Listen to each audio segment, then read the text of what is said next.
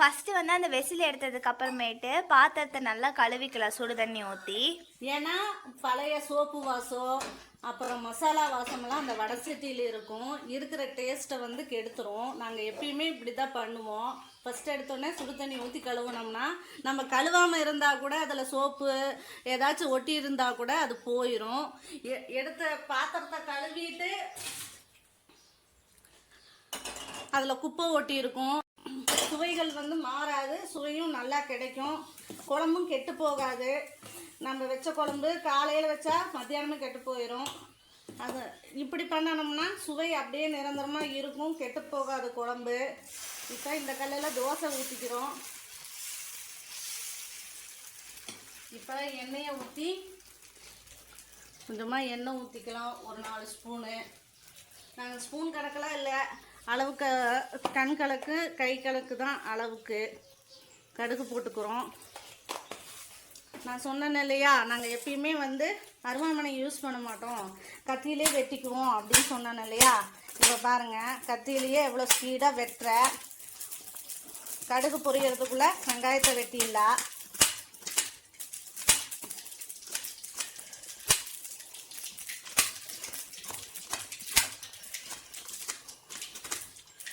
பாருங்க, கடுகு பொரிஞ்சிருச்சு. பொரியறதுக்குள்ளே வெங்காயத்தை வெட்டிட்டோமா, வெங்காயத்தை போடுறோம்.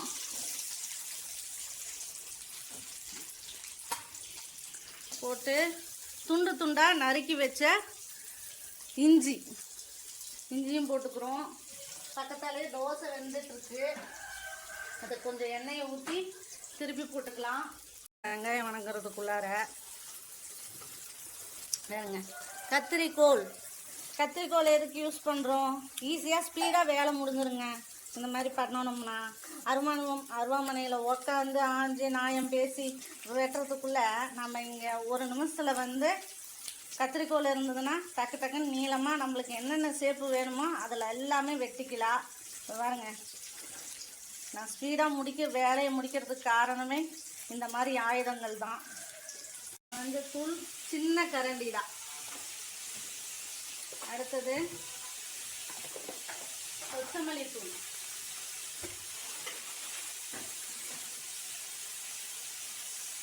கொத்தமல்லி தூள் 1 ஸ்பூன். இந்த ஸ்பூனில் தான் பார்த்துக்கணும், அதாவது உங்கள் ஸ்பூனில் அரை ஸ்பூன் இருந்தால் போதும்.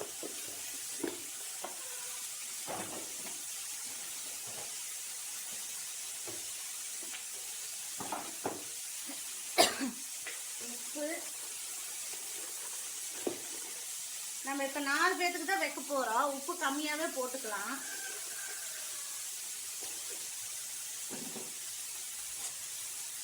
போட்டு நல்லா வணக்கி விட்டுக்குவோம்.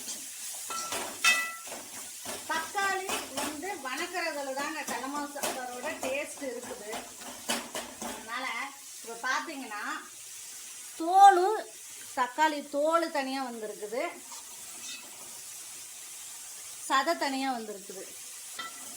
இந்த மாதிரி பிரித்து எடுத்துக்கிற மாதிரி ஒரு பக்குவம், அதாவது கை பக்குவம்னு சொல்கிறாங்க பார்த்தியா, நாங்கள்லாம் டேஸ்ட்டு கொண்டு வரதில்லைங்க. அந்த பக்குவம் கொண்டு வரதுல தான் நம்மளோட சமையலோட டேஸ்ட்டு இருக்குது.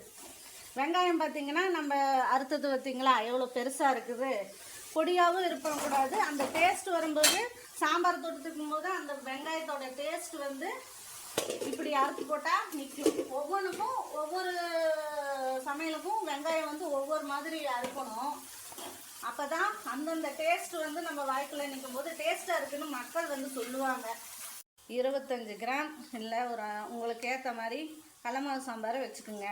நல்லா கட்டு இல்லாமல் ஒரு தட்டத்தில் போட்டு நல்லா கரைச்சிக்குங்க. அப்படி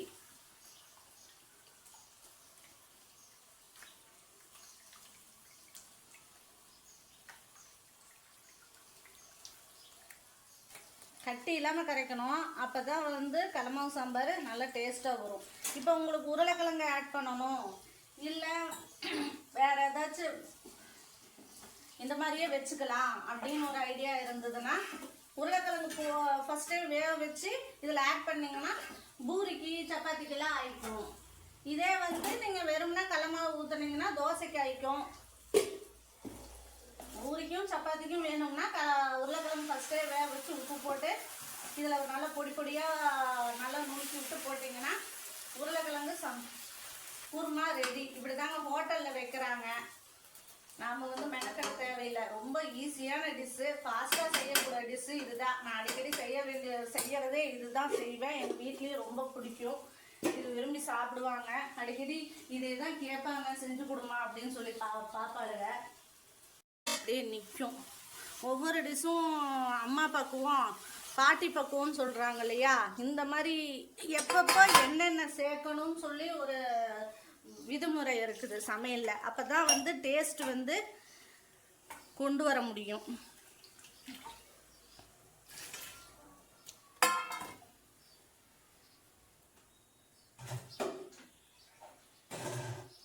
எங்கள் வீட்டில் கடலமாவு சாம்பார்னா தோசையை ஊற வச்சே சாப்பிடுவாங்க. அதனால் நான் 2 கிளாஸ் நிறையா, இந்த கிளாஸ் நிறையா தண்ணி ஊற்றிட்டேன்.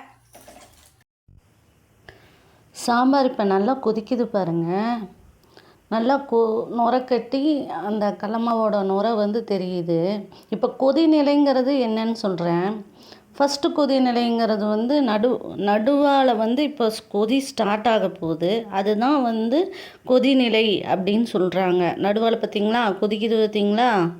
இதை தாங்க இப்படி இறக்கணும்னா கடலமாவு சாம்பார் வந்து செம டேஸ்ட்டாக இருக்கும். நீங்கள் வீட்டில் ட்ரை பண்ணி பாருங்களேன்.